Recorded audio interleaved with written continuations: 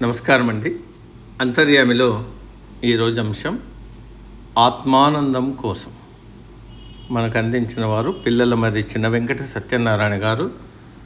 వివరిస్తున్నది మీ విజయభాస్కర్.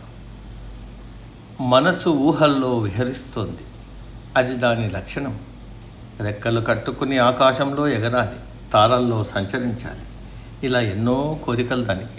వాటిని అదుపు చేసి మనస్సును వాస్తవంలోకి తీసుకురావడానికి యోగా తోడ్పడుతుంది.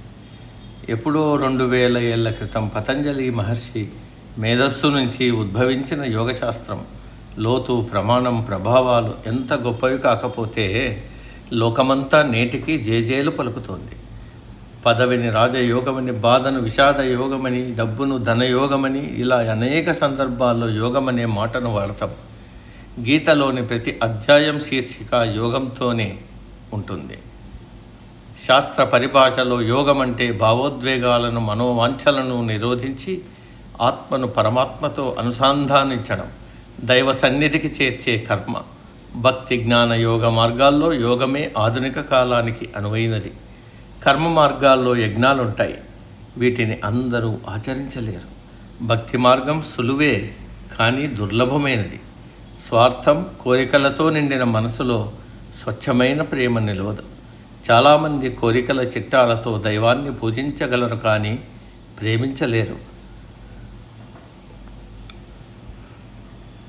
ఇక జ్ఞాన మార్గమైతే మహాసాగరం వంటిది. వైరాగ్యం, తాత్విక చింతన, సత్య దృష్టితో దైవాన్ని అన్వేషించడం కొందరికి మాత్రమే సాధ్యమైన విషయం. యోగ మార్గం విషయానికి వస్తే అది ఊపిరినే ఆధారంగా చేసుకున్న రాజమార్గం. సుఖశాంతులను, ఆత్మానందాన్ని ప్రసాదిస్తుంది. సృష్టికి మూలం ప్రాణమంటూ ఆ ప్రాణశక్తిని ఎలా ఒడిసిపట్టాలో ఉద్బోధిస్తుంది. సాధకులు ముందు సుఖాసనంలో నిటారుగా కూర్చోవాలి. స్వచ్ఛమైన గాలిని దీర్ఘశ్వాస తీసుకుని బంధించి నెమ్మదిగా వదలాలి. దృష్టిని కనుబొమల మధ్య నిలపాలి.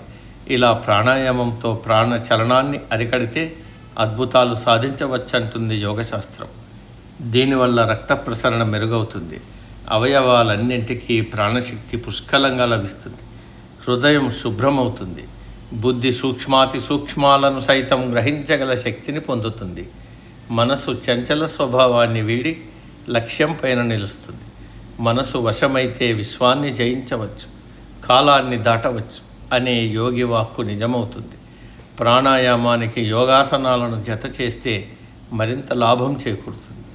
తృప్తి, ఆనందం, శాంతి, ఆరోగ్యం, ఆయుష్, నీతి, నిబద్ధత, సంకల్పబలం, మనోస్థైర్యం, అనుకూల దృక్పథం, వివేకం, ఇలా ఎన్నో అమూల్యమైన సంపదలనిచ్చే కామధేనువు యోగా.